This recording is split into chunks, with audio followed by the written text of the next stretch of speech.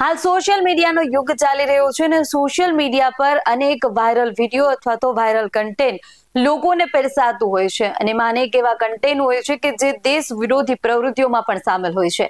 ત્યારે કેન્દ્ર સરકાર હવે સોશિયલ મીડિયા પર દેશ વિરોધ નફરત ફેલાવનારો સામે કડક કાર્યવાહી કરવા જઈ રહ્યું છે। સોશિયલ મીડિયા પર રાષ્ટ્ર વિરોધી વિડીયો કે પોસ્ટ શેર કરનાર લોકો હવે બચી શકશે નહીં। નમસ્કાર, BS9 TV ન્યૂઝ સાથે હું છું આપની સાથે જાસ્મીન। કેન્દ્રીય ગૃહ મંત્રાલય આ માટે એક પોલિસી લાવવાની તૈયારી કરી રહ્યું છે અને રાષ્ટ્ર વિરોધી પ્રવૃત્તિ કરનાર હેન્ડલ્સને બ્લોક કરવામાં આવશે। તેમની વિરુદ્ધ કડક કાર્યવાહી પણ થશે। ઘણી બધી એવી વેબસાઇટ છે કે જે દેશ વિરોધી સામગ્રી પણ અપલોડ કરવામાં આવે છે। નામ કરનાર લોકો હવે કાયદાથી બચી શકશે નહીં અને ટૂંક સમયમાં જ કાર્યવાહી થશે। સોશિયલ મીડિયાને લઈ નવી પોલિસી તૈયાર કરવામાં આવી રહી છે અને સૂત્રોના જણાવ્યા અનુસાર ગુપ્તચર એજન્સીઓના ઉચ્ચ અધિકારીઓએ ગૃહ મંત્રાલયની સંસદીય સમિતિને આ અંગે માહિતી આપી હતી। સંસદીય સમિતિએ એ પણ જણાવવામાં આવ્યું હતું કે સોશિયલ મીડિયા પર રાષ્ટ્ર વિરોધી તત્વો પર નજર રાખવા માટે એક ખાસ ટીમ બનાવવામાં આવશે। આવા લોકોની ઓળખ કરવામાં આવશે અને તેમની સામે કડક કાર્યવાહી થશે।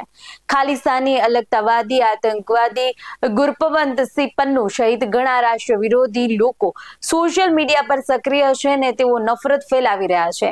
નવી પોલિસી અમલમાં આવ્યા બાદ આવા લોકો પર અંકુશ મૂકી શકાશે। આ અંગે અમેરિકી સરકાર અને સોશિયલ મીડિયા પ્લેટફોર્મ સાથે પણ વાતચીત ચાલી રહી છે અને કેન્દ્ર સરકાર ઈચ્છે છે કે સોશિયલ મીડિયા કંપનીઓ પણ પોતાના સ્તરે મોનિટરિંગ કરવું જોઈએ।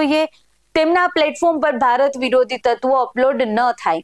CBI, NIA, રાજ્ય પોલિસી અને આંતરિક સુરક્ષા સંબંધિત અન્ય એજન્સીઓ ભારત વિરોધી તત્વોના પ્રયાસોને રોકવા માટે એક વ્યૂહરચના પર કામ કરી રહી છે, જેનો અમલ ટૂંક સમયમાં થઈ શકે છે। પહેલગામમાં થયેલા આતંકવાદી હુમલા અને ત્યારબાદ થયેલા ઓપરેશન સિંદૂર દરમિયાન સોશિયલ મીડિયા પર ઘણી બધી રાષ્ટ્ર વિરોધી પોસ્ટ શેર કરવામાં આવી હતી।